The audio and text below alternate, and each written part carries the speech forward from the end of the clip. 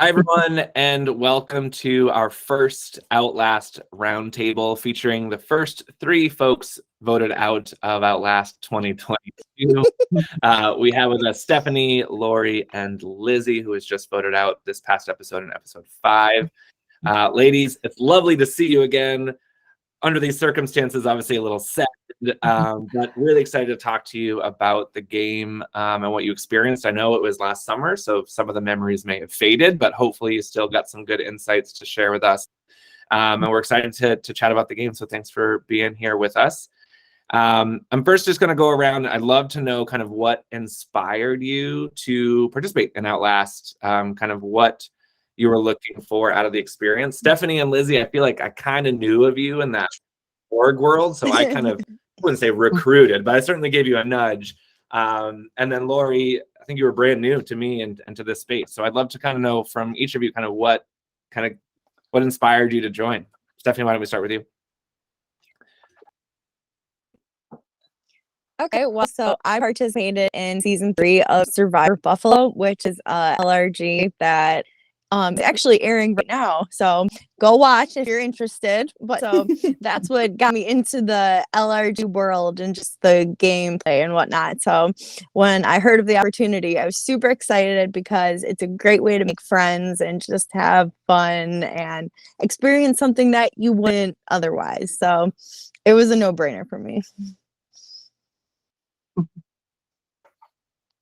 And do you feel like you had a little bit of unfinished business? I don't want to give spoilers from Buffalo, but do you feel like you had something coming into the game that you wanted to do differently or maybe better than Buffalo? You always want to do better than you have in your previous game. So I kind of just wanted to, put my all out there. And I mean, it didn't happen the way I wanted it to. So it is what it is. I still enjoyed myself.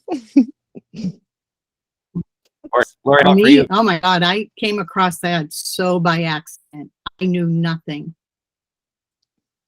I never heard of LRG, nothing. And I don't even know how, Justin, you popped up on my Facebook. And it was so funny because since I immediately put everything together and sent it. It was so fun. But I was definitely, I had a blank screen coming into that. I knew nothing of other than, watch the show forever, be a big fan. So it was a lot to take into. Yeah. So, Lizzie, how about you? But it was so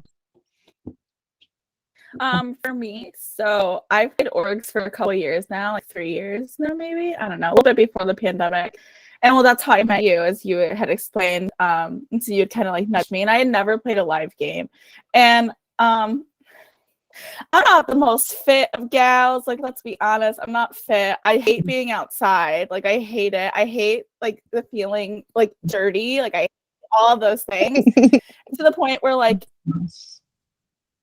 everybody in the org, like they like touchy subjects. And I always get the one most likely to quit if they played Survivor. So I was like, fuck you guys. I was like, fuck you. I'm gonna go play. I'm gonna go outside in the woods. And yeah, that's how I came, because I like to prove people wrong. And I love it. Yeah, absolutely. Didn't quit. So coming to the game, what did you think was your kind of asset, or what do you think was going to be your biggest strength, and what is the thing that you thought, I'm probably gonna have to overcome this thing? Lizzie, I'll start with you. You may have just talked a little bit about it, but I'd love to know, kind of going in, I was really confident about this, I was not as confident, or like this would be my biggest challenge. What was it for you? I was really confident. I don't mean to toot my own horn, but in my likability, which I know is really bad, but like I'm a social player, and that's how I play these games. Socially, I kind of play under the radar and kind of get people to trust me. And if I can get to the long game, it works out. If I can get there. My biggest concern was definitely the physicality of it. And just like, well, I also have a lot of stomach issues, fun fact. Like in general in life, I have a lot of like issues like that, asthma, all that fun stuff. So like I was definitely worried about the physicality, which is why like in this last episode, I keep being like, but I was strong. Like that was like, because that was what I was most proud of for me. Like strong for me, maybe not for all the gym rats. Yeah. Learn about free. What did you think was going to be your biggest strength coming in and maybe your biggest obstacle to overcome? Well, the biggest strength was going to be social. From being in the airline industry and working with all age groups, I knew my age, of course, was going to be first. I thought about, should I hide it a little bit? Should I have been Sandra's age? And then normally the conflict with younger people for someone older, it's kind of, you got to almost wait for the younger people to come to you. And I find that normally that happens a lot for me. But my tribe, I couldn't break that. But I probably should have tried harder to push myself on them a little bit. But I didn't want to be that older woman, like, she's abrupt, she's coming at us and stuff. So I was trying to maneuver in between there, but I wasn't getting anywhere. I just was not getting any attention or any, what I thought I would. Normally I work with young people all the time, and they're my best friends at work. It was definitely different on that. I thought I could break that, but I couldn't. Definitely have for you biggest strength. Well, there were challenge? a lot of biggest challenges. Yeah, definitely just the being outside in the sun, that alone is a challenge. The physical aspect to it. I also I haven't been to a gym in too long to count. I don't even know. So it's like you never work out, and then you're forced into a situation where you have to run and perform challenges. So that was something that I was super, super nervous about. But yeah, my strength, I guess it would be, I guess, yeah, I'm a people person. I can talk to anybody. So, I mean, I don't think I put my best foot forward in the game, but I think that, I don't know, I still had a good time. All right, so you arrive there at the beginning of the game. You are asked to stand on these cones. So for anybody who it wasn't clear, anybody that is kind of catching up, the players arrive, and all they're told is there's these purple and orange cones spread out all over the field. Go stand at one. You can't talk to anybody. And just wait for further instructions. So for people that arrived early, they were standing out there in the baking sun for probably 20, 25 minutes. A long time to kind of make eyes at people, to observe anything. And this is kind of open to anyone. Anything that you noticed in that time period, or that you were trying to do to kind of exude any sort of energy or vibe to other folks when you were standing there on those cones? Well, I was kind of one of the first at the beginning. I made the big mistake of going in the middle. So I was trying not to be obvious of spinning around. And then it took a little, I was just like, I want to see everyone. I'm just checking them out. I'm, of course, looking ages and looking like girl, boy, and saying, this is cool. And then I'm trying not to be, then I'm just getting, so I'm very fidgety. So I could not. And then I clicked with the orange and purple. So then I was zoned in on, is that my tribe? Right. I thought that's what you did. So at that point now I was on purple. So I was now I think, yeah. Oh no, I think I was on orange now that I think about it. I think I went to orange first. And so then it was so hard for me. I don't stand still too often. And I was circled. By the time everyone got there, I had people all the way around me, and I was just like, that was a bad choice.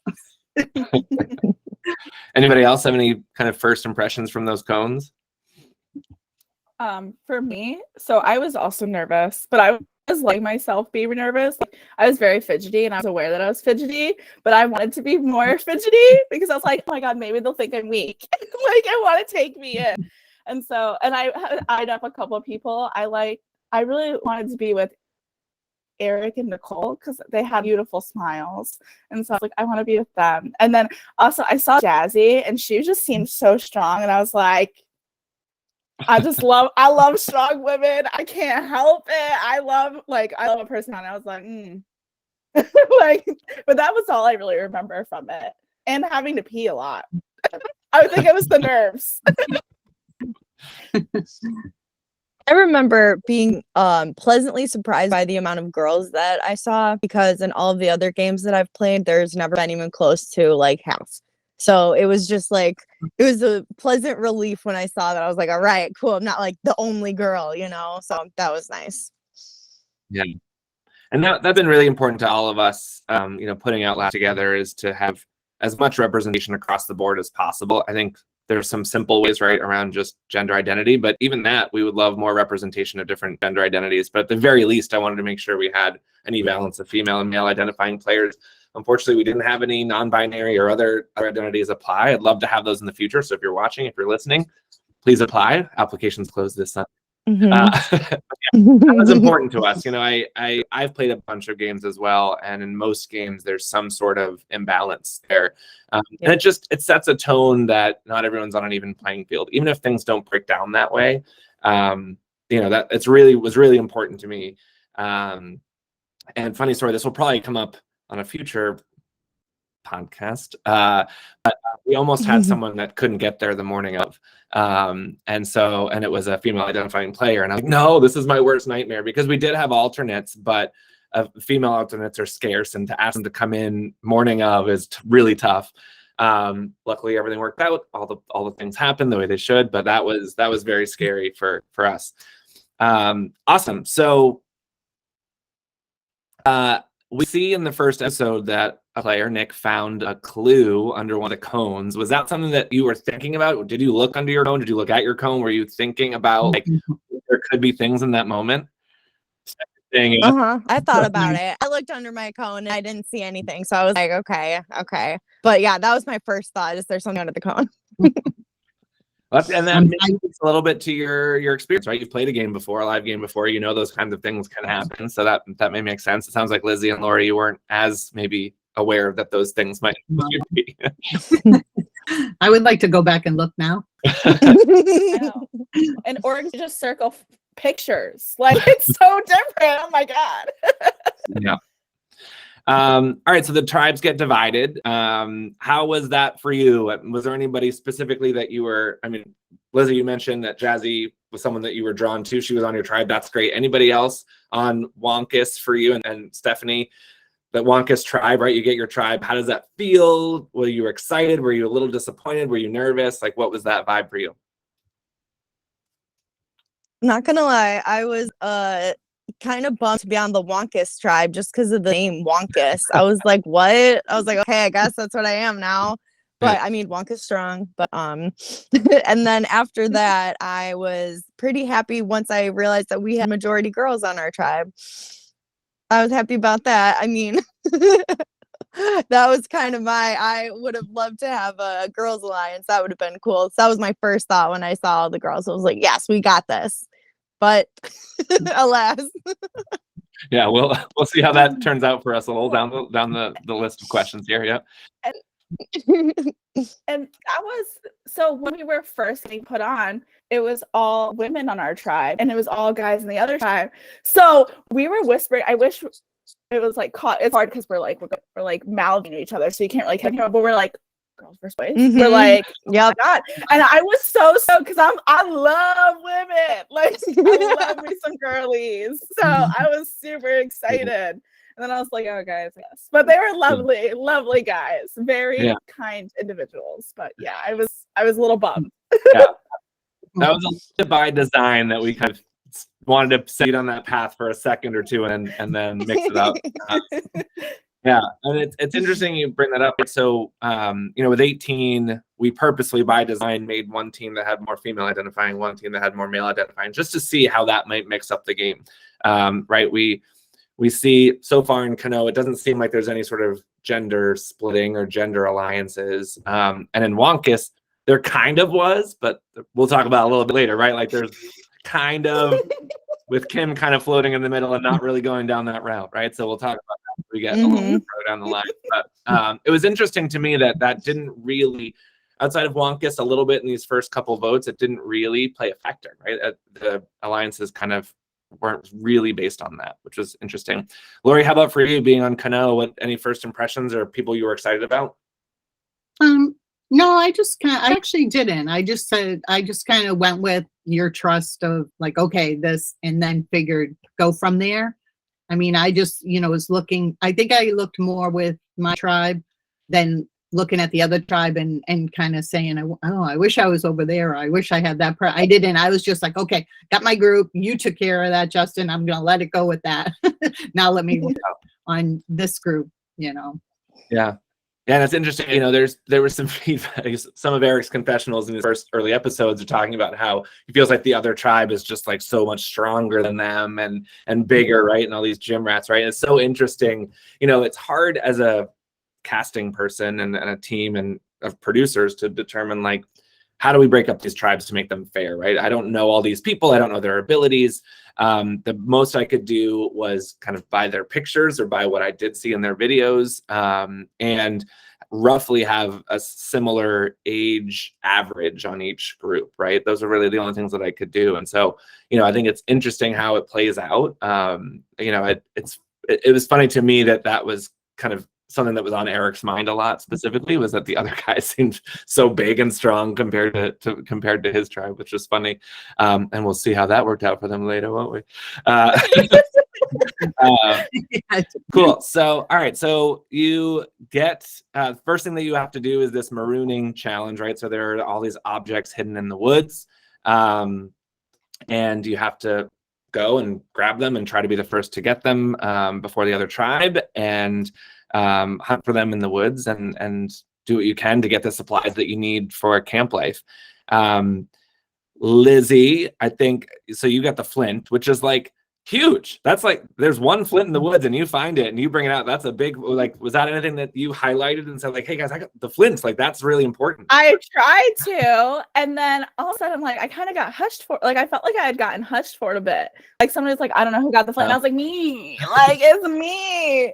I feel like that's something my strength, maybe running, not my strength, but I feel like I'm a very observant person. Like I try to be observant. So like I saw the flint and I was like, let's go get it. Fire is life, baby. Like, let's go. Yeah, that was really exciting. Stephanie, unfortunately, by the time you got into the woods, there wasn't much left for you. But I love your giggle as you're kind of like in there and you come right back out and you're like, guys, sorry, I had 5 seconds in there. And Lori, I don't think you got a chance to go in that. I think the rest of your group went in first. But I'm curious for Stephanie and for Lizzie. We see in that first episode that Carlos gets the advantage. And I'm just curious, he mentions like, I go into the woods third, I think, like he's early in the line and comes out with nothing. Did either of you notice that? And did either of you think like, he probably got something, he's just not telling us? My first thought was, what a dummy. I was just like, he turned back and he didn't grab anything. I was just like, what do you mean you didn't grab anything? Because that was my first thought. I was just like, you dummy. No, it didn't cross my mind at all. Same. I was like, what the hell, dude? Like, I was like, you're supposed to be like, you seem like this physical guy. Like, you got nothing. Yeah. I was like, he got nervous. I didn't even think. Nope, he pulled that over on us. Mm-hmm. It was funny because during the premiere party here in Boston, when people saw that moment, they were shocked. Like people were freaking out about it because they just had no idea that even happened. So Carlos got away with it. I don't think he, I think it might have been talked about after the game was over, but a lot of people still didn't know until the premiere happened. So yeah, so it was funny because I remember him in the episode saying he was nervous about, how he's going to pull that off and kind of convince people that he didn't get anything. He didn't have to worry about it. Like it wasn't really a subject. So that was interesting. So you have those first kind of, I think it was probably an hour or so, we tried to like kind of give you to set up camp and kind of get to know each other and kind of, figure out the ropes of what you were going to do at camp. Any early impressions or, any observations when you got into camp that you're kind of like, all right, this is getting more real, right? We're here, we're at a campsite, like we're in the woods, we don't have a lot. Lori, what was those first few minutes of kind of camp life like? And did people kind of divide up and start tasks right away, or was it a get to know you? What did your tribe do when you first got there? Well, that's what happened when we got back. We all just kind of chilling for a second, and then we're like, all right, should we get ready with the fire and let's get some wood? And they're all like, no, let's get to know each other. And that was the first time that I was kind of pushed aside a little bit, and I was like, you guys, I'm like, I want to look for an idol, and do you not? Like, I didn't want to say that out loud, but I was like, like they said, I wasn't playing the game too, but I'm like, after, that was like my first thing. I screwed up by not looking under the cone, which, but as soon as we get to camp, I was like, let's get wood, let's get the fire so we can have the fire going through the night. That's way here. And do that. They would, no, we want to get to know, we want to sit and hang out. And I couldn't really separate myself, but now I kind of wish I did. I went out looking for the wood. And then, I don't know if we had a tarp at the beginning. You had a small tarp. Yeah, Eric got a tarp in the maroon. You get the small tarp. I think you end up with a larger tarp later in the. Yeah. Oh, that's right. Yeah, so we had the little tarp, and they wanted to put it near where you walked in, and it was all stumps and bumpy, but they were worried about the rain. Right. So like, let's just be dry the first night. But it's so funny where they hung it. That's why I was kind of watching a little bit more than helping, because I'm like, I'm gonna try to put my opinion in here. But I don't think it's going anywhere. Yeah, it's tricky. I mean, we did our best to obviously make the campsites as nice as we could and as accessible as we could. But I remember being at both campsites being like, I don't really know where they're gonna put a tarp. They'll figure it out. It'll be fine. How about over at the Wonkus camp? What was those first few minutes like at camp? What'd you all do over there? Didn't we play games? I'm pretty sure we played like Never Have I Ever or something like that. We'll introduce ourselves. So we were definitely like chilling at first. Like we found a nice log that we could sit on like by the fire pit. and then I guess we got going with like wood and stuff. But I don't think I realized many strategizing between people or any even one-on-one conversations too much at first. So I wasn't too worried about gameplay. I was more worried about just getting to know everybody. Yeah. Ditto. Good stuff. All right. Anybody specifically, in those, we've talked a little bit about your fellow players, but anybody specifically, we haven't strategized yet maybe, but Stephanie, was there anybody that you were like, I'm drawn to that person, I definitely want to strategize with them at some point? Who was that? Was there one or two people for you? Yeah, it was definitely like Lizzie and Jazzy and Mike, I think. Those were the people that I was like drawn to the most. So, but I know that Mike was also talking a lot with Kim. So that was like, I knew that. So I had that in the back of my head. So yeah. Yeah. Lori, how about for you? Is there anybody that immediately stood out to you that they wanted to connect with? No, I first looked at Daniel thinking, but I was like afraid that Daniel was going to feel like, they're all going to assume the two oldest are going to, stick together. So I kind of tried to talk with them a little bit, but I could sense, and I was just trying to, they were quiet, Nick was very quiet. German was kind of with Taylor too. So I was kind of trying to sneak in a little bit there, but it was really, really hard because we such close quarters too, and it wasn't like, and Allison was going to the bathroom 100 times, taking different people. So that I was just like, so I was like, oh, maybe my turn will be next, that she'll ask me, and she didn't. So I was like, oh, okay, I'm on the outside here. So I did kind of try, but it was like, if I talked to one person, others, it was just close and right there. So I should have opened it. I should have said more quick, just to kind of say, hey, I did talk with with Eric. Wanted finally right before, but I could tell, I don't know, I could just feel it. I should have fought harder, but I think it was a little overwhelming or whatever for me. Yeah, it's a lot, especially if you've never played a game before. It's a lot to kind of try to process all at once. Lizzie, how about for you? Anybody that you mentioned Jazzy already once, but anybody in addition or that changed your mind when got into camp? Jazzy, and then Steph. I liked all of Steph's tattoos. I thought they were cool. And then actually I forgot to mention Carlos. He was very quiet, and I kind of like that. I was like, I kind of want a quiet pal, and I loved his pants. Wardrobe matters, okay? It does. I like his pants. Absolutely. Yeah.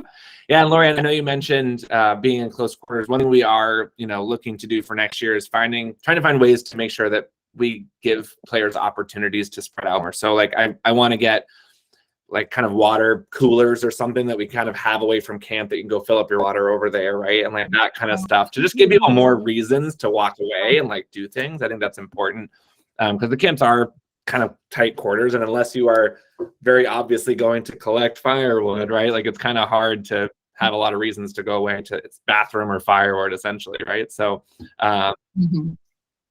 so we're gonna work on that for season 2. All right, so we enter into a day of reward challenges. These end up kind of getting split up over the episodes, but for those that's not clear, right? So people arrive, they go to camp, and then the first kind of section of the game is a bunch of reward challenges. And these are by design a way to get to know each other, right? Like, you know, I've been in games where you come in and the first thing you do is an immunity challenge and you vote someone out. And I'm like, well, that's not a great experience for people that like come in and play for 2 hours and then leave. So, you know, we tried to build in a little bit of time to get to know each other, to learn strengths and weaknesses, to allow, you know, players to really do whatever they can in those challenges or in and around those challenges to bond, strategize, without the pressure of an immunity challenge right away. So the first one is is sink or soak. So this is the blindfolds with the water balloons, which I think is just a fun way to kick it off and kind of be a little silly and not too serious. It's not like a puzzle or anything. And I don't remember if there's anything. I think Stephanie and Lori, you were both blindfolded, right? If I remember correctly. And Lori, you ended up getting the winning, no, Stephanie gets the winning shot. I think I remember that correctly.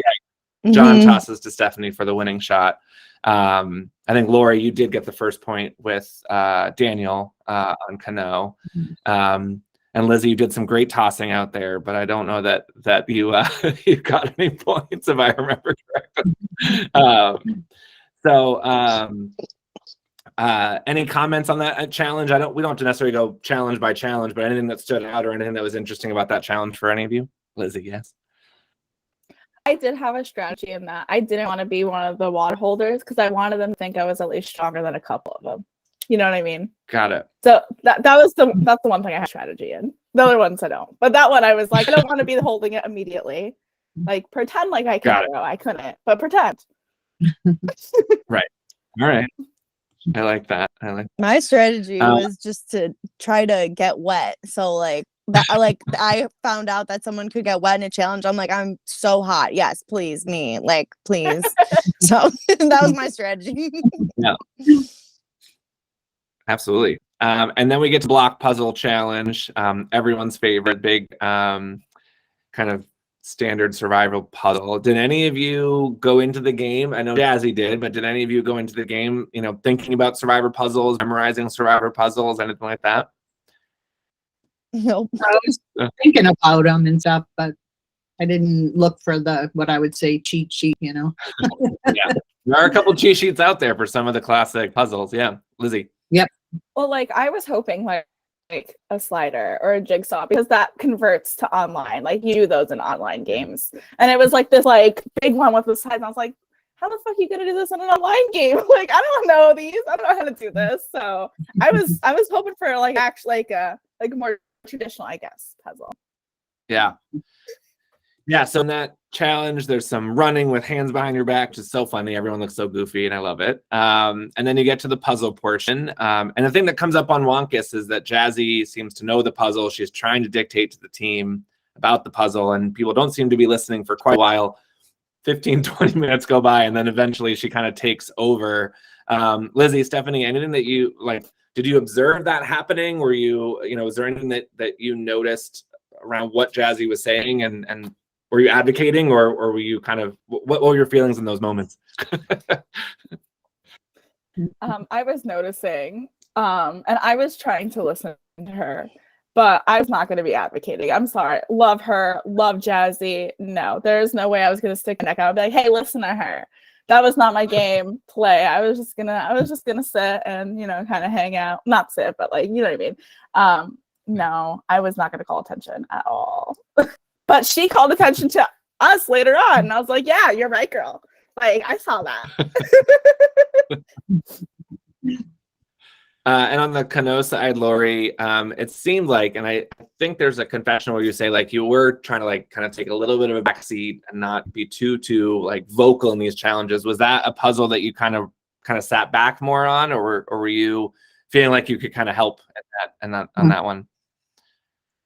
Well, I was standing on one side trying to get in to be the one to say, no, there's, 2 reds on this side, 2 blue. I was like right there, but as everybody started pushing around, I was just like, so I stepped back and I was watching, like my brain was going, there's got to be a trick.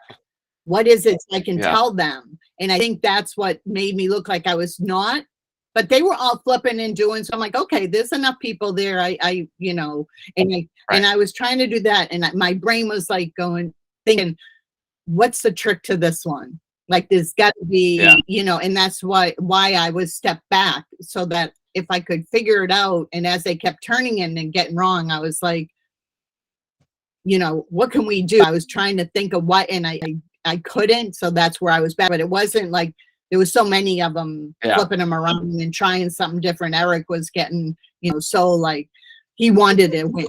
Basically, he just wanted to win. He didn't care what. So I did step back, but I was looking at it, watching. I was the one saying, no, 2 red here, no, 2. I was saying that. I don't know if they heard me, but I was there, So. Right. Yeah. I think that's really important to have those people that will like take a breath. The challenge of that especially can be so chaotic and just everyone shouting things and moving things and all of that. So I think that's really important. All right. And then we get into the trio of idle hands. So you all have your idols on your pedestals, knocking each other's off. I think, it's always a fun challenge. I think for these first 3, Wonkus kind of dominates across the board. But I think that there's a couple of standout moments there. One is Eric breaking. I don't think we actually talk about it on the episode, but Eric got so excited about scoring a point at one point, he threw one of the pedestals down and broke it a little bit. So Kano goes into the rest of the game, the rest of the challenge with a broken pedestal. But anything, that challenge is really the first time that you're kind of interacting with the other tribe, right? So the first 2 challenges, like they're there and you're kind of competing against them, but this is the first time you actually have a chance to connect, to kind of engage a little more physically, those types of things. Anything that stood out from that challenge for you all? How about you, Stephanie? Anything from that challenge that jumped out or that you remember specifically?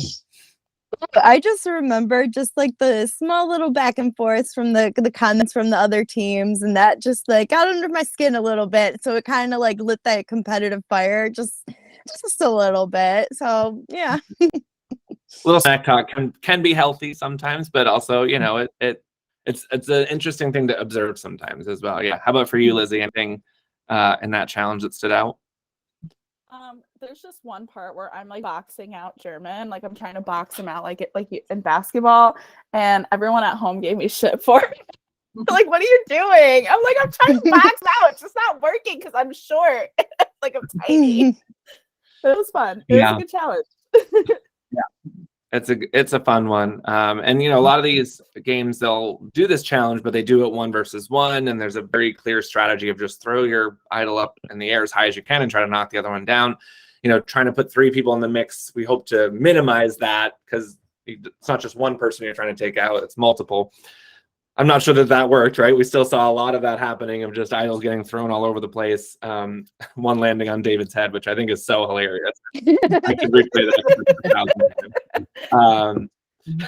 So Wonka's is with 3 wins, which I think fuels the fire of Eric's whole. They're so big and physical. Comments about they're just challenge beasts. And then we go into the last one, which is the heroes' work is never done, where we have 2 heroes, David and German, that basically have to hold sandbags on their hands or on, kind of on a perch. But before the challenge starts, we learn we have a fallen soldier, and Lizzie has become sick and will be sitting out of the challenge.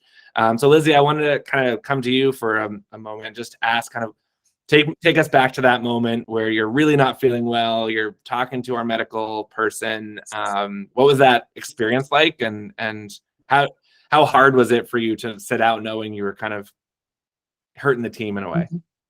It sucked. Like, I didn't want anyone to think I was sick at first, like that I wasn't feeling well. But they started to notice I was starting to go pale. They're like, Lizzie, go lay down. And then I ended up vomiting on our way to the challenge. Like, I'm on my way to the challenge. I'm ready to fucking go. I'm like, we'll figure it out. Vomit. And then Angela, who is such a lovely person, she was the nurse, if you guys don't know out there, Angela, she kind of talked to me and I was like, honestly, I'm wicked dizzy. Like, you know what I mean? I probably need to sit for a second, but I never wanted to like quit. So I was like, I need to sit for this challenge. And honestly, like, I think it was good that I did at that time, because I don't think I would have been able to do anything if I hadn't relaxed. I think it would have gotten worse. So I didn't know anything that happened in that challenge. I didn't even know what the challenge was. I was just on the floor like this, like laying down. There's like a shot of me laying down that I want to have printed on my wall because it's funny. Yeah. But I felt bad, but I was like, I had no idea what the challenge was, like, until I watched it. Yeah. Well, I just want to say, from a production standpoint, really appreciated you being honest with us. I think some people in those scenarios would just push through and make themselves worse and probably put them in, medical risk. And so it's really important. It is just a game. We're all here to have a good time. And so if people aren't feeling well, we hope that they will be honest. It's very important that they are, just so we can get them the right attention, right rest. We'll always try to keep people in the game that we can, right? And never, pull people from the game unless we absolutely have to. So I really appreciate you being honest, and sitting that one out. Made it a little tougher for Wonkus. I'll come to Stephanie. Stephanie's favorite challenge in the whole game. Stephanie, tell me more about your experience tossing, catching beanbags. How was that challenge for you? That challenge was awful. I sucked so hard. I learned that I cannot throw and I cannot catch. I learned both of these things about myself. So it sucked knowing that, like, I was the reason why the team wasn't succeeding. Like, that sucked because everybody else was doing their part. Like, they picked up the slack. Why couldn't I? So that was annoying. But yeah, I hate that challenge. Yeah, it was very entertaining for us to watch, obviously. I wish we could put all 3 hours of footage into the episode because it's so entertaining. There's so much more good footage there. But yeah, it was fun. And another thing that's kind of interesting about that challenge is the barter that kind of happens at the end, which I'm not sure how many of you were aware that was happening. But we see that David and Kim, since I think David could have lasted for a very long time. I don't want to take anything against him, but one thing he says, it's kind of hard to hear on the episode, but he says, I'm just wasting energy here, right? And it's just kind of like, how is it a big deal? We have the reward steal that they won earlier, so we're gonna get something from this. Like, is it worth expending all this energy? And I think so. They start going into kind of some sort of mode of we want to try to make a deal here, and I think Allison quickly jumps on that and tries to, negotiate the best that she can to say hey, here's what we need. We don't want you to take these things. Here's what we need. And I thought it was really interesting and impressive that, Wonkus could have just said, no, screw you. We're going to drop and take whatever we want. Right. So it was very interesting that there was that back and forth. Lori, did you have any insight into the deal that was being made? How did Allison and German explain it to you after the challenge? Yeah. They just said, when they didn't say a lot. They said they talked about, what it was kind of between them two, mostly, of why they bargained. Because I think we were all kind of surprised that the bargain was done and, they dropped. So, and then it was but we saved the tarp or something. And it was it wasn't a lot of conversation about it. Yeah. Yeah, it was interesting. I think, Allison basically says, we don't have Flint. We need Flint for a fire tonight, right? So they wanted to win to get the Flint. And then Wonkus was like, well, we'll just take your tarp. And somehow it got to, well, we'll just take your kindling supplies. So it was an interesting situation on the Wonkus side. Any, thoughts or feelings about your tribe kind of deciding to throw the challenge, or not throw, but, kind of drop from the challenge? Lizzie was still You're so rusty at that point. Stephanie, I think any worries from your end of your tribe deciding to drop? I think at that point, I didn't care. I was just glad that it was done. I was just like, thank God. Like, I was so embarrassed already that, like, I was just like, when is this challenge going to be over? And then finally it was over. And I learned that that was how it was over. I was like, well, okay, now we got kindling. Like, that's fine. We lost a reward, but we won all these other awards. So, and we were a player down. So I still think it turned out, like, as best as it could have. Oh, I remember one comment when we got back, like, okay, we got the flint, we gave our kindling. Was that a good call? And we just laughed.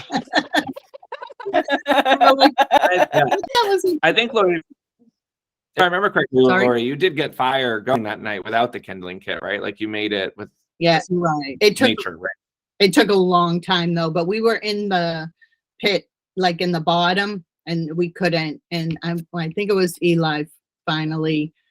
We brought it up to get more like air towards it. I noticed in one of the shots Jazzy was starting it on top of a stump.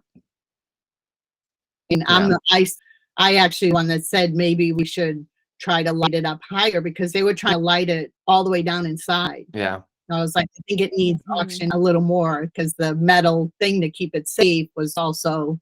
So we all went and grabbed some wood and brought it up higher, and we got it going right from there. So that was good. Awesome. All right. So anything else from before we head into our first community challenge? Anything from the kind of first part of the game, the reward challenges? Lizzie is in recovery mode. Anything else we didn't cover on this first little part of the game? No? Good. All right. So we head to our first immunity challenge. My favorite. Balls. Multi-stage part of the challenge. I'm sorry, multi-stage challenge. So lots of different roles for people to play. I think all of you, if I remember correctly, were on kind of the wooden curvy tracks, right? So so we go into the challenges, multiple stages. We've got a grappling hook with Daniel and Sandra. Then we have the balance beam with the spoon and the ball with David and Allison. We've got the curved wood. We've got the running. Lots to talk about. But we'll slow it. We'll kind of keep it pretty simple. So going into the challenge, Wonkus, you must be feeling pretty confident, right? You've won 3 out of 4 rewards. You kind of gave them the 4th reward. Like, do you remember going into that being like, we got this in the bag, or were you still kind of nervous? I was not nervous. I was like, we've been winning challenges. Why would we lose? Like, that was like, why would we lose? Like, we haven't. So like, that was my thought. Ditto. And Lori, do you remember anything about Kano being like, we got to win this? Like, we've been struggling all day. Like, this is the one to win. Was there that kind of conversation happening? I'm pretty sure, but we had that with every one, even the one, even the rewards. We wanted to win. We never, ever, I don't think we wavered away from that at all on any of them. Do you remember much about kind of why people were put in certain roles? Was there anything kind of interesting about that? Right. So we've got Sandra and Daniel in the grappling hook. Was there any kind of reasoning for putting them there? Did they volunteer? Sandra said she had practiced it before. Okay. I remember her saying that she had practiced it, and I was like, all right, bet, because I haven't. Yeah. Any reasoning to put Daniel in that spot, Lori? Do you remember? No, I don't. I think he volunteered. Yeah. I'm pretty sure. And then we get to the balance beam, folks. Allison does pretty well for Kano. David, big struggle bus for David. Obviously, Lizzie, Stephanie, you're sitting there waiting for that ball. You got to be like dying inside a little bit for David. Do you remember what that felt like? Obviously, you're trying to be supportive, but were you also like, dude, you're blowing it for us? It was horrible, but at the same time, I'm thinking, I don't know that I could have done better. I mean, honestly, I think I would have done better on the balance beam. But what stopped me from volunteering for that was the stepping over the thing. I'm a short gal. You're a shorty. I'm a shorty. So I was like, he's tall. I feel like that was like the reasoning behind it, right? It had to do with his height. I think that's what it is. Yeah, I think that's what we went with. Mm-hmm. But just waiting was agonizing. And I rewatched the episode today just to get ready for things. I rewatched and just watching it again. And that it's agonizing watching it again. I'm like, damn, I've seen this so many times, and the outcome never changes. Damn it. Yeah, it's funny. And what's funny about that is Allison on the Kano side is pretty short, right? Like she, you see her struggle over the sawhorses. So maybe it was a strategy to rethink. To give David a little bit of credit, right? Like we built those balance beams. They are probably not perfect. Should it have taken him 1,400 times? Maybe not. But he, they were both fairly wobbly, right? They were not necessarily like perfectly designed and architected balance beams, right? So there's probably a little give to them, and it was tricky, and that's something, these challenges are stuff you don't do every day. So it's one of those things where you just kind of got to roll with it. And so Kano gets through. They kind of does take them a while to figure out the learning curve on the curved wood pieces. But eventually they get it through. Nicole runs up the path, and as we all see in the episode, steps directly on a clue and doesn't get it. So that was pretty funny for us. We had a person up there that could get that footage, which was great.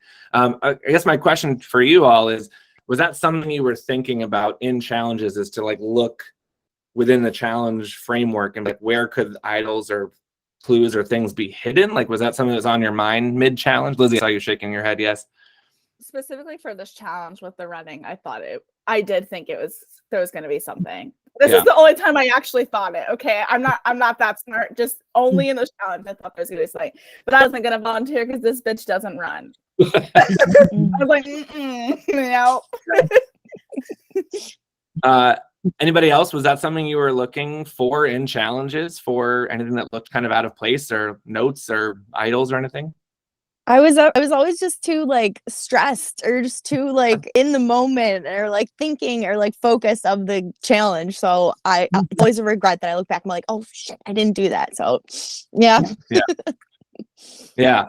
And what was tough for me on the Russian side, I felt bad that Mike, as the runner on Wonkus, never even got the opportunity to get it because the challenge ended before his run got him all the way up the hill, right? So that was tough. I don't know if he would have seen it. I don't know if he would have been so in like we're trying to catch up mode. You never know. But it's those little moments in the game that you're like, what could have been, right? If that was different.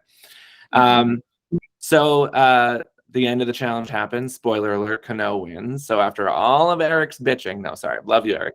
Kano win. And I think it's a great arc, right? You see Kano, I think, in every challenge, but struggling to get a win, and this is like a big win. Laura, I love like when I see the photos of you all hugging at the end of that, like I get teary and emotional about it. Like it was wonderful, and watching the video, obviously, great, and the episode too. But what was that feeling like to win that first challenge, knowing you weren't going to be the first person out? Sorry. What was that like for you, Lori?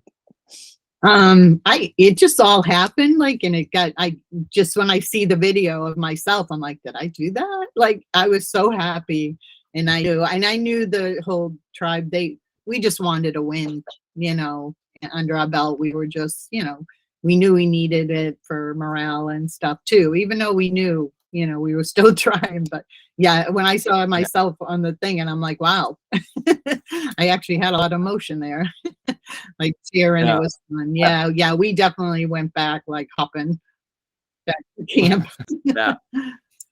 We also learned that tribal council, there's a couple things. Tribal council is going to be the next morning, right? So everyone's guaranteed a night in the woods, whether they want it or not, right? So everyone gets to sleep outside and endure whatever that may mean.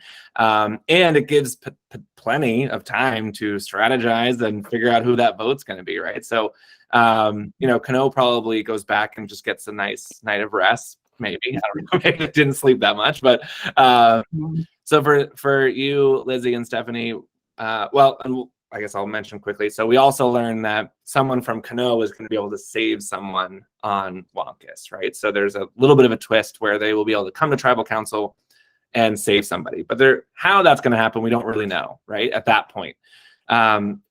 So this section probably will focus a little more on Stephanie and Lizzie, because this is all the strategizing of that night. But did you notice a lot of strategizing when you got back? We see the clip of the fire making and all the fire stuff happening. But did you also see whispers and conversations happening that night? No? No. No. No, that was the issue. That's how why we knew. introduced Yeah, exactly. meeting. That's how we knew that there was something wrong because no one was talking and no one was talking to us. So Mhm. Yeah, we were talking to each other, Mhm. and we were. And I mean, we were trying. having a great time. Yeah, we had honestly that night, and something that I have to applaud Outlast for doing is that everybody gets to experience that night, because that is such like, I'll never forget that night. Like, I will never forget that night ever. I slept in the dirt. Like I know. what? We slept in the dirt. How cool is that? For It was- fun. I mean, in like the little moments of that night, like I remember I pee a lot. Again, it's gonna come up. So I did like a million trips with the girls. Like we went so many times, and I remember on one of the trips, Jazzy was like pointing out the constellations in the sky to me, and it was like such like a beautiful moment. And I think that's where I really like fell in love with Jazzy. Like she was just like, it just felt so good, and like the bond that us three girls had. I mean, also Sandra, but I feel like, you know, I feel Sandra was trying to fit in a little bit more with the other kids when it seemed like we were comfortable to not fit in some ways, if that makes sense. True. Good point. So like I felt like us three, like me, Steph, and Jazzy, just kind of bonded. But it was hard because people were not keen on talking, and it was really frustrating. I remember a conversation with Mike specifically. Here's your confessional, Mike. I told Mike that I might have something to say bad about him. Sweetest guy in real life, by the way, sweetest guy. But I talked to him on the way to the bathroom one night, and he wouldn't look at me in the eye. He wouldn't talk to me. He wouldn't give me anything. And I was just like, I'm fucked. But at least they have that immunity necklace. That's what I kept praying for. Yeah. So how was that first night? Were you noticing? And one thing that's interesting in games like this is noticing where people are sleeping and who they're sleeping next to, and if that indicates anything. So I'd love to know on Wonkus, what were your sleeping arrangements like? They were all cuddled together. The main five, I would say, they were all snuggled up together. I slept at one point on the edge of the tent, like on the edge of the tarp, like not really near, like with space. And then it was Steph sleeping outside of the tarp and me and Jazzy sitting by the fire. And I felt like, damn, okay, I see you guys. Like it was so clear that they were all close and that we were the outsiders. And it felt so prevalent. I mean, they were never mean, okay? I don't want to say anything mean, but game-wise, it was very clear that they were distinct. There was the haves and the have-nots. Lori, did you notice anything about the sleeping arrangements, or kind of like who was? I don't think anyone slept. It was like, if I wasn't positive there was no booze there, I would have said they've been drinking. They were so funny. They went all night. They just stood up by the fire, walked around, talked. The only time I saw someone sleep in the morning. Okay. There were two people. I'm pretty sure. That you can see my eyes on Saturday. I was watching this like black underneath it because I really don't think I slept. I tried a couple times, but it was constant chatter and stuff. Yeah. And laughing. They were having a blast. And it was fun. It was funny to hear because I think they thought I was sleeping. So, but of course, what they were talking about hotels, and I'm like, hello, flight attendant, I know hotels. And they were all cracking up. We thought you were sleeping. Yeah. I'm like, no, heard it all. And you guys go to And Lori, even though you had won immunity, do you think there was still some strategizing happening that night? Do you think people were preparing for whatever would happen the next day? Or do you feel like people were like, we don't have to worry about it, let's take the night off? I don't know if it was fully that. I didn't see as much strategizing as I did earlier in the day. Yeah. It was more, they were just, now is the time where it's like, let's get to know each other more and have fun. It seemed like it was more of that night. And everyone was kind of almost delirious. I don't know if, like, getting tired, the whole hype of the event. It was so funny. Yeah. So Steph and Lizzie, what was that next morning like? Do you feel like that's when a lot of the scrambling happened? Was there a big scramble that morning? Stephanie, what was going on that morning for you? My scramble happened that morning. I remember waking up and just being like, well, first I just took it all in, took in the sunrise and just like having like the fire still going. That was so freaking cool. And then because I was taking it more of camping at that point. Like I didn't really like the gameplay aspect hasn't really like hit my head until that morning. And then I was like, okay, no one's talked to me about who to vote for. No one's like, it's me. Like it's got to be me. So I was just like, all right, Carlos, let's get something going. And he was like, well, what do you think? And I'm just like, well, Kim, she's the only option. So he was just like, oh yeah, I don't know, we'll see. And I was like, okay, that's my answer. So that was my scrambling. So we later see, I think in the next episode, kind of I think a little bit more the behind the scenes of what the plan was. So it seems as though Jazzy, maybe along with some other discussion as well, right, tried to orchestrate a plan where the 5 would split their votes, and then the 4 of you would all pile your votes on Kim. Was that truly Jazzy's? Was that something that she had come up with? Yeah. Yeah. And you were all in on it. You loved it. And so we get to tribal. Anything pre-tribal we should chat about? Any other big happenings or big observations before we get to tribal? I'm trying to think. No? I don't think so. Okay. Some scramble. We get a plan of this split vote, and you guys are going to pile your 4, and Sandra seems to be in on that. And I think there's a plan to try to get Carlos in the mix, but as long as they split their votes, they don't even need Carlos, really. So I guess one question I have is, was that a mistake to tell Carlos? Because you didn't really need Carlos. And if you don't tell Carlos that, or you don't try to loop him in, then they don't get freaked out about splitting their vote. Lizzie? I think the issue is that I don't know if we fully understood Jazzy's complete plan. I don't know if we understood that they were splitting. Got it.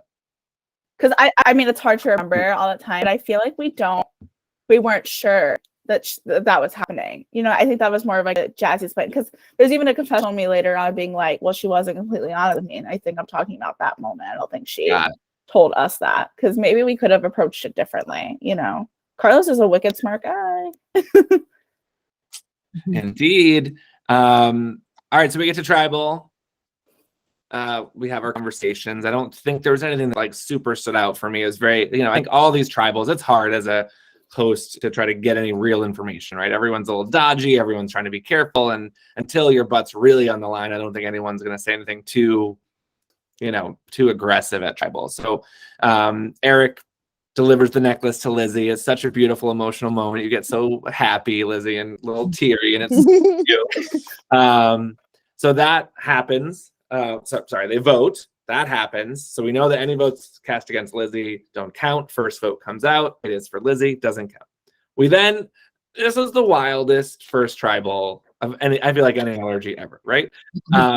We end up in a tie, in a 4-4 tie, which from a production standpoint was just mind-blowing, right? So that to have our first vote be a tie of all things. And we go to the revote. Unfortunately, we lose dear Stephanie here. Stephanie, I think you say as soon as you went to the revote, you kind of knew it was you, right? Like you knew that whoever voted for Lizzie was going to flip and vote for you, and like, which is funny because I didn't really cut that. Mike's confessional when he's voting, he thinks Kim is going. Like he's doing the numbers on his fingers, and he thinks Kim's going. I didn't cut that in a special way for the edit. That he truly was I was like trying to do the math in my head. I was like, what could he have been thinking? But I think it was funny. Sorry, I love him. Yeah.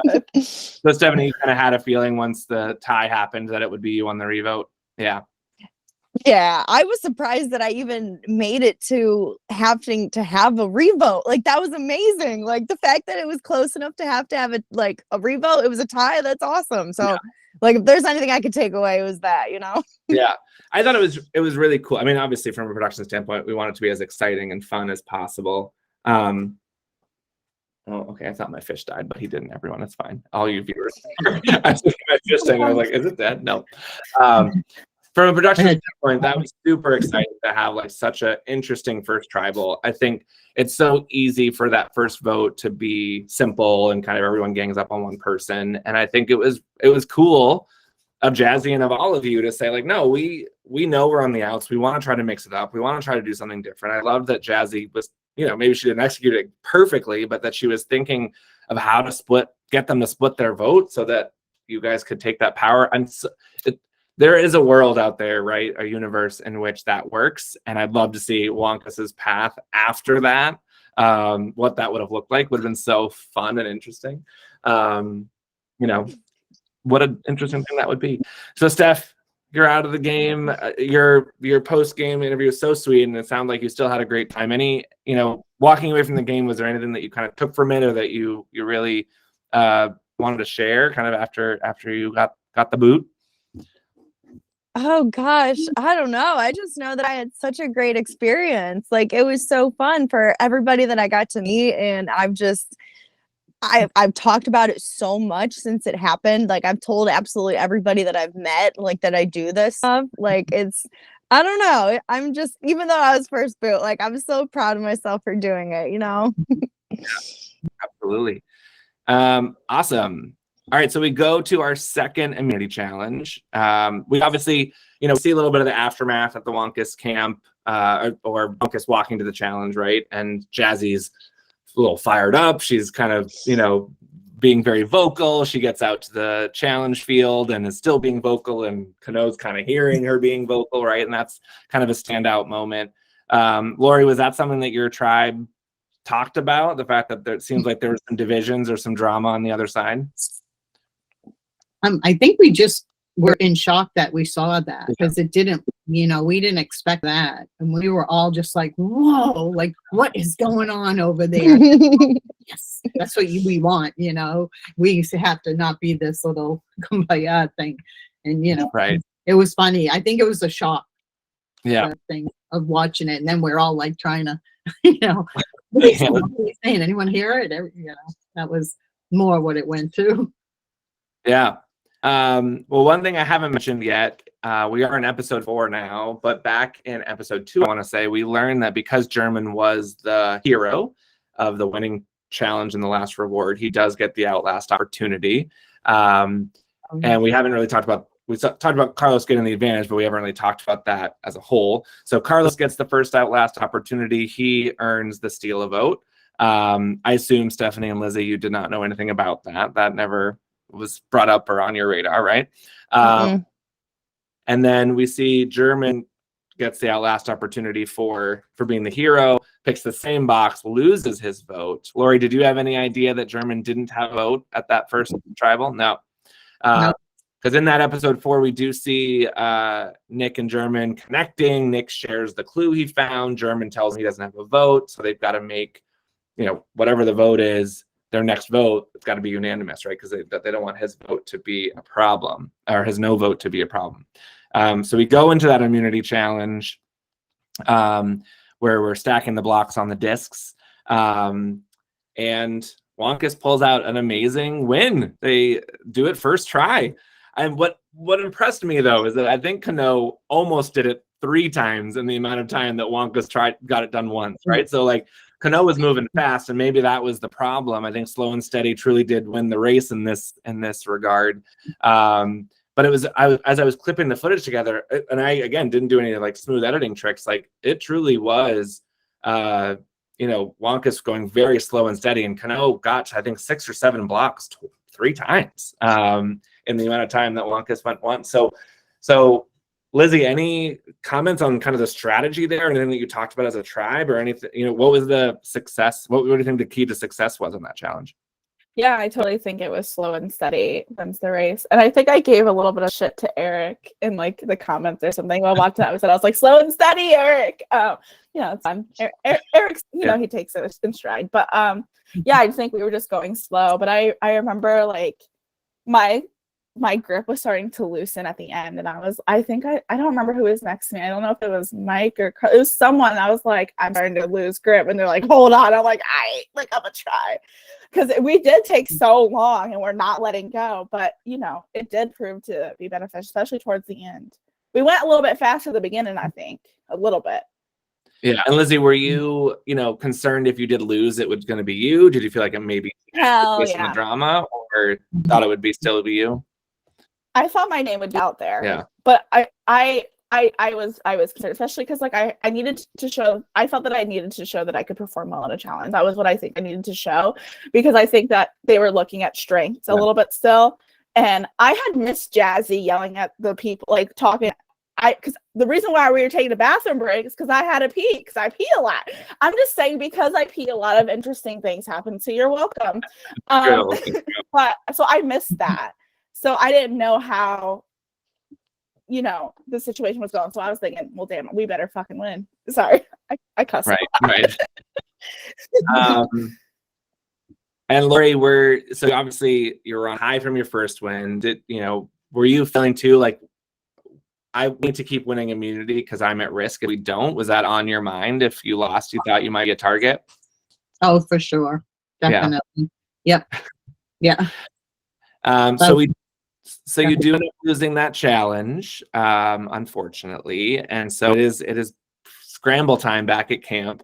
One thing I have to say, Lori, is I was really excited as I was putting the footage together to see that I thought you were very active in the strategizing and that you were actually fighting to play and to be there, which a lot of people, will just kind of give up, right? If they feel like they're the target, they just won't say much, or they'll be like, well, maybe if I'm quiet, another target will emerge and kind of like outshine me. But I liked that you were throwing out names, and you were, right in the mix. Like you weren't standing to the side, which we talked about, right? Like people thought you were kind of doing that earlier, but I felt like in all the footage I saw, like Lori was right in the mix of all of it. So I really liked that.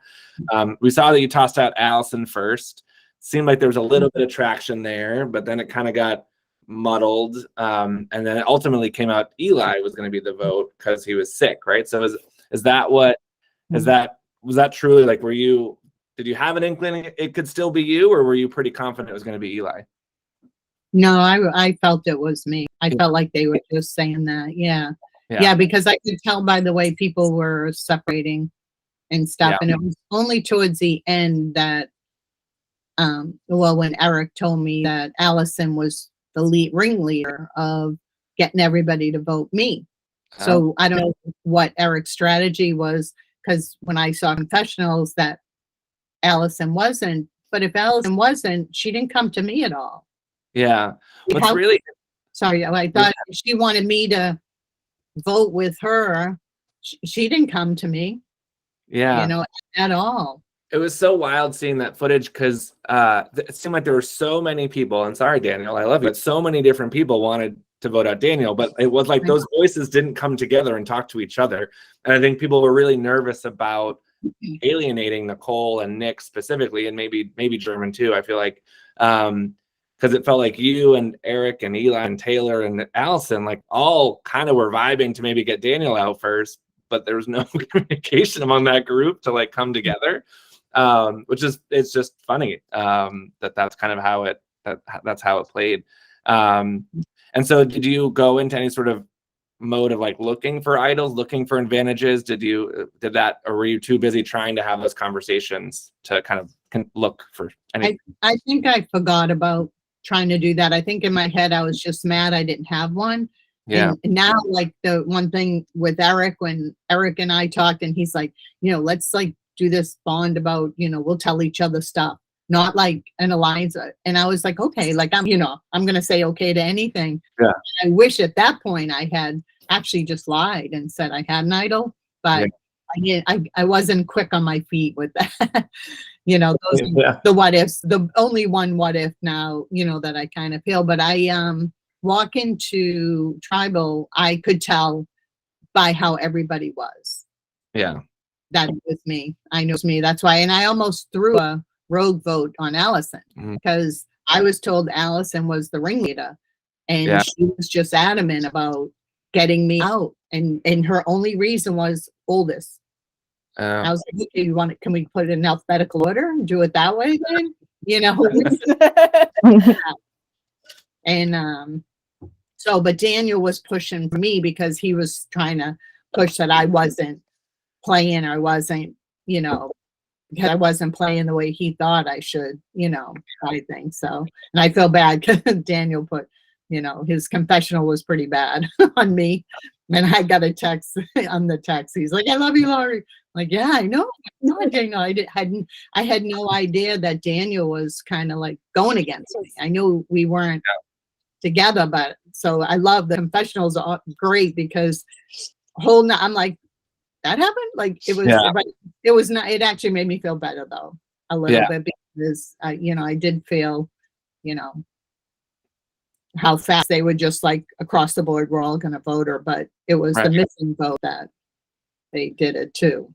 Yeah. Yeah. And, I think it's a good reminder that, confessionals, and we see it with Eric a lot, right? Like Eric likes to play it up for the cameras. I think everybody, right? I don't think anybody's doing anything to be malicious or mean or anything like that. It's definitely within the context of the game. And I think everybody can accept that outside the game, that we're different people, different characters in the game than we are outside. So yes, quick asterisk or caveat for all confessionals that I get to decide, or the editors and the art team gets to decide what's shown, what's not shown. So don't hate people too much if they say things that are mean. Cool. So anything else, Laurie, do you want to say about your time in the game? No, it was such a blast. It was so fun. It was definitely out of the outside part. I used to work before I was flight attendant. I worked outside. So the outside part for me was easy, but I actually didn't realize I had the big label of the flight attendant. I had no idea. When we went to premiere night and I finally met Jazzy, and she's like, and I had no idea that I had that label. Yeah. To me, it was my job, and I didn't really think. Yeah, that's funny.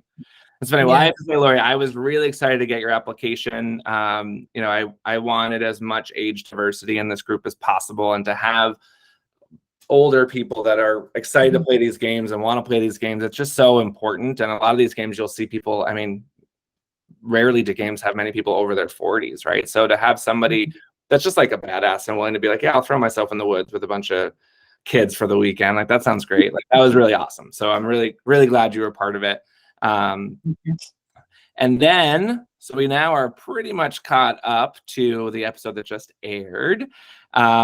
We see a little bit of the post immunity challenge drama, right? So Kano's at Tribal, voting out Laurie. Sorry, Laurie. And Wonkus is back at camp. And Lizzie, your faces throughout this episode were so funny. Like, you're all sitting around the camp, and Jazzy and Mike are kind of going at it about like the plan and what the plan was, and you're just sitting there being like, I didn't know what the plan. I didn't know. I love that one. And then we break up and do all of our speed dating, which I think is so funny that there's all these speed dating rounds over at Wonkus. Did you feel like that was helping you you say a little bit in Tribal, like, did you feel like that was helping you to gain some traction within the group? Yes. Yes. I think had I survived this, I think I would have been able to go a lot further, because I do think I was making those connections. I think Carlos was interested in actually working with me. Oh, you didn't really see it. Mike was actually interested. Like, I think I was actually gaining people's trust. And people were like, oh, she can be strategic. We can like talk to her. I really do think it was helping. Although I do think it's funny. One of the clips that you guys chose was like me talking to John. And I work with John and all, and I'm like, yeah. My favorite part of that clip, though, my favorite part of that clip is when he's like, so what it looks like to me is it's you, Jazzy, and Sandra, and then and he's basically not mentioning the actual alliance that there is, right? So he just like pauses and doesn't actually want to say the rest of us are on alliance, right? So it's like, that's what I love about that moment, is he's just awkwardly pausing and not saying anything. And then there's him, and he just like stops talking, and it's so funny. Yeah, I love the speed dating. It was good, and I want to apologize because I know editing is very tricky and the sound isn't always perfect, but I hope people caught a lot of those conversations. I try to subtitle as much as I can. It was a very windy part of the day, but I thought there was a lot of good intel and insight during those speed dates of kind of what was really going on and who wanted to work with who, and the dynamics of Wonkus. So we get into the immunity challenge. This is the tug of war, which was very exciting. And again, right, you go into the challenge, and I feel like Wonkus, you got to feel confident in the muscles that are on that tribe, right? And Kano probably feeling like maybe they've got a hill to climb, but you know, as we see, right, there's I think John calls, or one of them, John or Carlos calls them kind of like sleeper muscles, right? Kano comes out and just dominates that challenge, which I think was a surprise to all of us. However, the 1 point for Wonkus from our girl Lizzie here, Lizzie and David, achieving the 1 point. And Lizzie, that was a really, like, obviously I know that what's coming at Tribal, right? As I put the edit together, but I was really excited for you that you have almost a full arc in the episodes you're a part of, right? Like you're there, you're like scared about being in the woods. I'm like, am I gonna quit? Then you get sick, and then we see don't quit, and you get saved, and then you have this amazing moment in the challenge to like prove you're strong. You got the point, right? Like you were contributing. So I loved kind of the arc that you had, even though it was, you know, a shorter amount of episodes than maybe we all would have loved. I was really excited for you for that. So how did getting that point feel for you? That point was so amazing. Like, I just felt so good. And like, I kept trying to like highlight that, like, I can be an asset to the tribe. Like yeah. I honestly, I am a decently strong person because I have to lift children all the time as a daycare teacher. Like I'm with the 2-year-olds, okay, and they're fighting me, and I gotta lift them. You know what I mean? So like I am a stronger person. So I did really want to be like, hey, like I can do stuff. Like I swear, just because I'm chunky doesn't mean I can't do things. You know what I mean? Which I feel like is like a perception people see me, and obviously, like, you know, I'm a chunky gal. That not a bad thing. Don't be like, no, you're not chunky. I am chunky, and I own it, and I love it, and I love myself. But I am, and people assume things about me based off of it. But I think showing that I could be strong. My only regret for that challenge is I should have taken off my shoes. I really should have. I thought about it. I slipped in the second one. That was the issue. The second time I went up, and I should have gone barefoot. But I was very proud of myself. I was like, see, guys, like I can't help, even being sick. Let's go. Stephanie, were you sad you missed out on the tug of war, or like how do you feel you would have done in that challenge? Oh no, once I learned that it was tug of war, I was like, oh yeah, you guys, you do this. Like I'm okay over here. How about for you, Lori? How do you feel you would have fared in the tug of war? Well, I used to throw 100-pound bags, so yeah. I think physically I have like a lot of, you know, upper body strength just by accident, right? From throwing. And even as a flight attendant, everybody carries a 50-pound bag on. I can't pick it up, put in the overhead. Right. Yeah. Okay. So I've always even just going back now, I'm throwing bags again, and yeah, like you build a strength that you don't know. And I'm sure the hardest part would have been not slipping my hands, the strength of my hands as opposed to the rest. Yeah. The other thing that's interesting, right, is we get a little bit of insight into Eli's kind of not feeling well. I think we see more of that narrative in this episode. And then he ultimately just is a beast in the tug of war challenge, which is amazing. So not feeling well, still contributing a lot to the tribe and to the challenge there. And so this is an instant tribal. There's a little bit of scrambling that you can do right after the challenge, but then we go right to tribal. So Lizzie, what was your, I love your like, so do we want to talk or just stare at each other? Like, what do we want to do? I know. I can't help but be sassy. Like I am a very kind and sweet individual, but I do have a bit of sass in me. Like I cannot help it.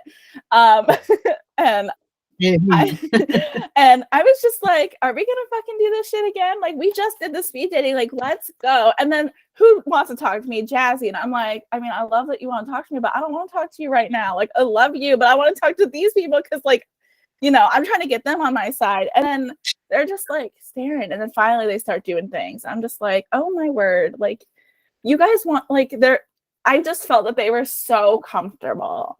And then finally, as we're walking to tribal, finally there's some talking. And because there's one point where Kim, I think it's Kim and Jazzy in the front, like are kind of arguing back and forth, and I'm right behind them listening to them. There was also a camera behind me, and I turned around the camera and gave them this look too. Like I did. It wasn't shown because obviously they were the highlight, but I was like, like let me watch them make a mess. But yeah, I was trying to like get connections while I'm on my way there. But it was very short time, obviously. So it was hard. Yeah. And that was by design, that we did want it to feel rushed, and feel a little bit more like a mini round, right? Mhm. So unfortunately, that probably doesn't bode well for you. But I actually do think the Wonkus tribe was trying to get rid of Jazzy there. I do think that was the goal. Um, I do think that was their plan. And another favorite moment of mine is when you and Kim are walking. She's like, "There's going to be some votes on you, but it's not going to be you." And your look at the camera is just so good. It's like your little cutaways are just the best. And I similar to Lori, right? I really appreciated your fight that whole walk. You're like, "Well, can we throw the votes on someone else? Like, what if there is an idol? Like, let's just throw the votes." Like, it's interesting that they chose you and not Sandra. Maybe Sandra was working her way in more or better than you were at that point. Mhm. So that was interesting to me. But I do think we get to tribal again. I don't know that you and Jazzy obviously I think are a little bit fighting for your lives there, and I think are very vocal, which we saw a little bit I think more meat in that tribal than others. And I love your kind of like, anybody want to chat, like whisper in my ear, and there was a big whole lot of nothing. But I think it was good that you both were pretty vocal about why you should stay and why they should keep you. But I guess the big question for me, we know the outcome. Right? Mhm. Poor Lizzie gets the vote because they do split the votes in the event that somebody has an idol of some kind. And Jazzy decides to, for the betterment of her game, vote for you, Lizzie. So how much regret is there not writing her name down? Or are you comfortable with that decision that you made because of who you are as a player? Oh gosh, that was hard. And when we were watching Steph's vote out, and I go, "I'm voting wrong, but I'm a loyal bitch," I was like, "Ooh, I know that comment. That's what haunts me in this damn game. Is that I'm a very loyal person.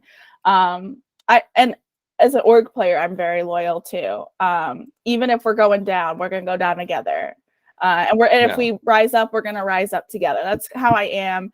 And that's just how I play. I mean, I've changed recently. I went through a slight villain era recently. I did. But like probably honestly inspired by Outlast, to be quite honest. And after doing that, I hated playing that way. I didn't like the backstabbing. Like you can backstab, but not like your number one. Like, so I regret it in some ways because I would have been there. But at the same time, I'm also like, I think it speaks to me as a player and how I play, how I am. And, I mean, it speaks to Jazzy as a player. She's a smart player. And not that I'm not smart. I just fight differently. Yeah. Yeah. I think, it's an interesting moment because we do see your loyalty there, and we see Jazzy's strategy, right? You see that she's thinking those steps, and not to say that you weren't thinking, like I think you knew, like you could vote for Jazzy. I think you talk about that, right? But you're saying that voting for Sandra, I think, is a way to try to help save yourself in the event of an idol play of some kind. There was strategy. I wasn't sure if she had it. There was some strategy. Right. Yeah, because we do learn that you find out that Jazzy did have a clue, and she shared that clue with you. And could she have the idol? Right? We don't know. Yeah. All right, so we lose Lizzie, which was very, very sad. Certainly loved your energy in the game and all that you brought to it. And anything else you'd like to say to kind of recap your part of the game? Yeah, I think I had a really great experience overall. I proved myself wrong, and other people wrong. I always believed in myself. Other people didn't, and I think I proved that wrong. I was able to really make really great relationships that we all still keep in contact, which is great. And I would like to also point out that my name is Lizzie with a Y. It's not with an IE. My name is not Liz. My name is Lizzie. Thank you. Awesome. All right. Well, we're going to wrap up. I know it's a little bit longer than we anticipated, so I appreciate you hanging on. I'm sure we're all getting tired and ready to wrap up. But do a quick lightning round. I have 3 quick questions for each of you. When you think back, what is your favorite moment from the game? I'll start with Stephanie. What's when you think back, what's that one thing that stands out like that was my favorite moment? Maybe you've already talked about it, which is okay, but let's just recap it. I honestly think it was like waking up, because I definitely did get some sleep. It was waking up that morning and being like, wow, I'm like in the middle of the woods in Boston, like with a bunch of strangers. There's a fire going. Like, I have no idea what time it is. Like, it was just like a surreal experience. So that was like, it like all hit me that morning. So that was probably my favorite part. All right. How about for you, Lori? I was just trying. I think when we did the tribes, actually, it was fun, like to take the picture, because that was like a permanent. I knew that was something I will always have. That was a permanent, thing of the full tribe of all of us. I thought it was just so proud to stand there with the tribe. Oh, that's great. I love that. How about you, Lizzie? Looking at the stars with Jazzy. Like, I just felt so connected to her in that moment, and she will always have my heart. Even when she votes me out. Wow. All right. What is the one thing you would go back and do differently? Like, what's one, I don't want to say regret, but what is, if you could go back to one moment and change something, what would you do? How about you, Stephanie? I would strategize with people. My strategy going into it was to let people come to me. No. Next game that I play, I will be the one strategizing with other people. All right. How about you, Lori? I think I definitely come in more leader role. I would, because that's what I've always done, that all places, I think I put that, tried not to do that, and I would definitely go with it. Lizzie?